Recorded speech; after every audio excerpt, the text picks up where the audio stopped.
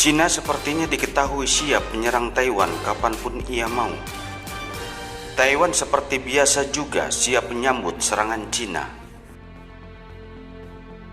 Serangan Cina diprediksi Taiwan akan masif, kuat, dan besar. Perbandingan kekuatan militer kedua negara juga cukup jauh. Perbandingannya bisa mencapai 5:1. Taiwan tahu bahwa militer mereka jika menghadapi serangan Cina sendirian bakal kalah. Secara kuantitas Taiwan tak bisa menandingi Cina.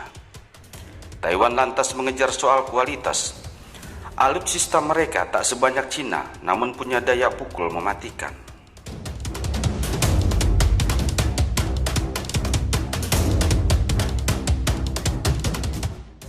Keunggulan Taiwan saat ini ialah modern warfare. Sebab Taiwan rajin berlatih dengan US Navy sebagaimana menjalankan modern warfare, peperangan modern saat ini. Hal ini sangat penting di mana Cina cuma punya pengalaman perang usang pada tahun 1979 melawan Vietnam. Bisa dikatakan dalam perang melawan Vietnam Cina kalah. Faktor inilah yang menjadi kartu truf Taiwan untuk menahan serangan militer Cina yang diperkirakan masih menggunakan taktik usang.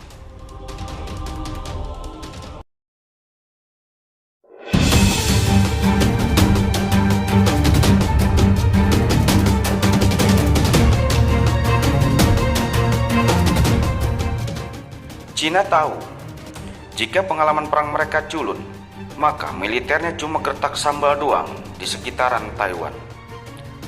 Pada 31 Agustus 2022 misalnya, ada 7 unit kapal perang PLA Navy bergerak ke Selat Taiwan. 7 kapal PLA Navy dan 62 pesawat PLA di sekitar wilayah kami terdeteksi di hari ini 31 Agustus 2022. Kata Kementerian Pertahanan Taiwan dikutip dari The Eurasian Times. 15 unit dari pesawat Cina yang terdeteksi melintas apa yang disebut garis tengah Selat Taiwan.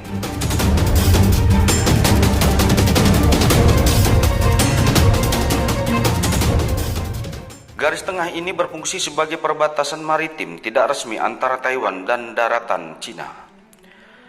Dari pesawat yang terdeteksi diantaranya ada jet tempur serang J-16, satu pesawat perang elektronik Y-8, satu pesawat anti kapal selam Y-8, dan 4 pesawat pembom tempur JH-7. Situasi di sekitar Taiwan meningkat setelah kunjungan Ketua DPR AS, Nancy Pelosi, ke pulau itu dari 2-3 Agustus. Kunjungan itu diikuti oleh delegasi AS lainnya yang dipimpin oleh Senator AS Edward J. Markey pada 14 Agustus dan kunjungan Eric Holcomb, Gubernur Negara Bagian Indiana AS, pada 21 Agustus yang memacu gelombang lain manuver militer Cina di dekat pulau itu, beber The Eurasian Times. Untuk memperkuat Taiwan, Amerika Serikat sebagai sekutu utama Taipei akan mengirim persenjataan senilai 1,1 miliar dolar. Salah satu alutsista yang akan dikirim Amerika Serikat adalah rudal anti kapal Harpoon.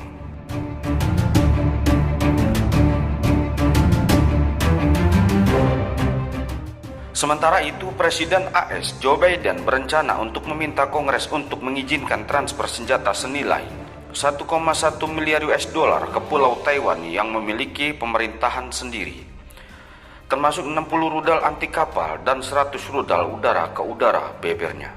Selain mentransfer senjata, US Navy juga akan turun tangan langsung membantu Taiwan.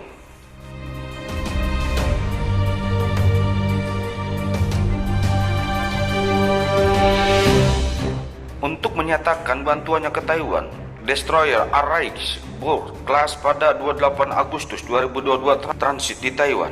Kapal-kapal AS ini transit melalui koridor di selat yang berada di luar laut teritorial negara pantai manapun. Bunyi pernyataan US Navy dikutip dari CNA.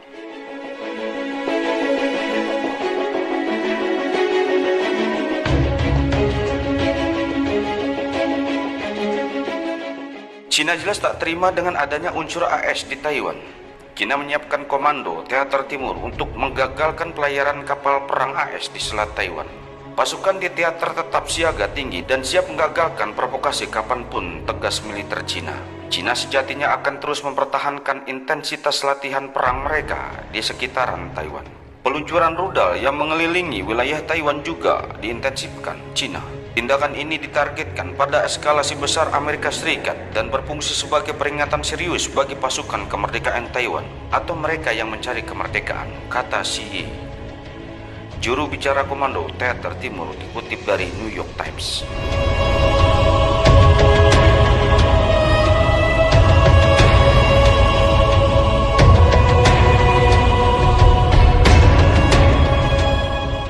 Tapi ada satu keyakinan bagi kedua belah pihak yang tengah berkonflik.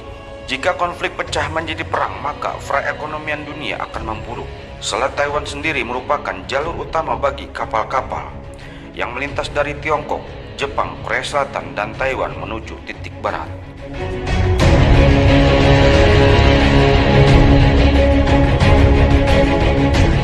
Dikarenakan hampir setengah dari armada peti kemas global dan 88% kapal terbesar di dunia melewati jalur tersebut di tahun ini.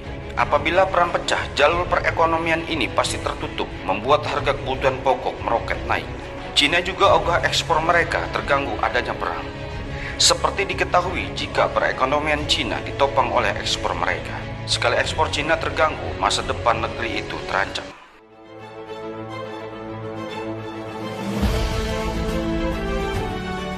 Sementara itu, Komandan Armada ke-7 AS, Laksamana Karl Thomas, sampai menjuluki Cina gorila karena seenaknya meluncurkan rudal ke wilayah Taiwan. Gorila di ruangan itu menembakkan rudal ke Taiwan. Dan sangat penting bagi kita untuk menghadapinya, kata Thomas, dikutip dari The Epoch Times pada 19 Agustus 2022. Dalam pandangan Thomas, jika Amerika Serikat tidak menentang PKC Cina, perairan di bawah kendali PKC akan tiba-tiba menjadi seperti pulau-pulau di Laut Cina Selatan dan menjadi pos-pos militer PKC. Mereka sekarang berfungsi penuh dengan rudal landasan pacu besar, hanggar, radar, dan pos pengintaian, bebernya.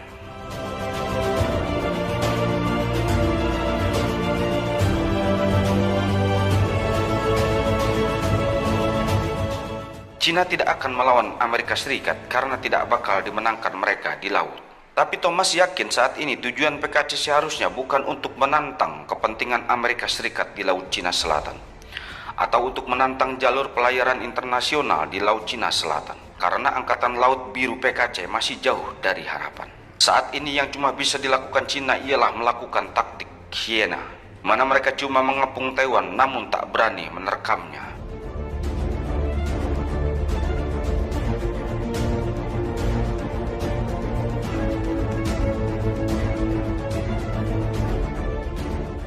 Tujuan pengepungan ini lantaran Cina tahu bahwa Taiwan amat bergantung akan suplai impor dari dunia luar.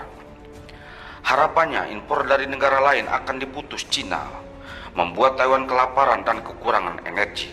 Alasan mengapa PKC berhasil menggunakan taktik seperti itu adalah karena ketergantungan Taiwan pada dunia luar dan pelayaran internasional, jelas The Epoch Times. Salah satu yang amat penting bagi Taiwan ialah pembangkit listrik tenaga panas.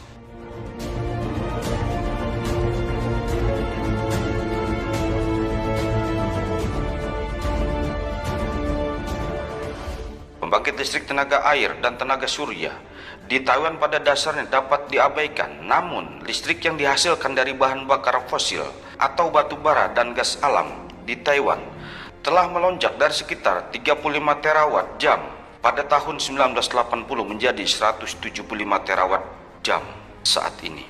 Minyak batu bara dan gas alam adalah sumber energi utama di Taiwan, ungkapnya.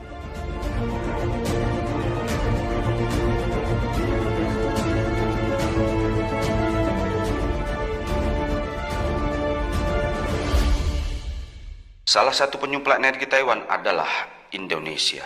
Indonesia mengekspor batu bara ke Taiwan agar negara itu tak kekurangan listrik.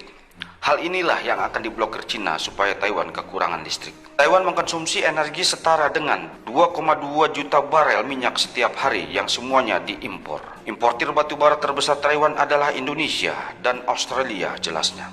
Perseteruan Cina dan Taiwan mungkin akan berakibat tak baik bagi ekspor batu bara Indonesia.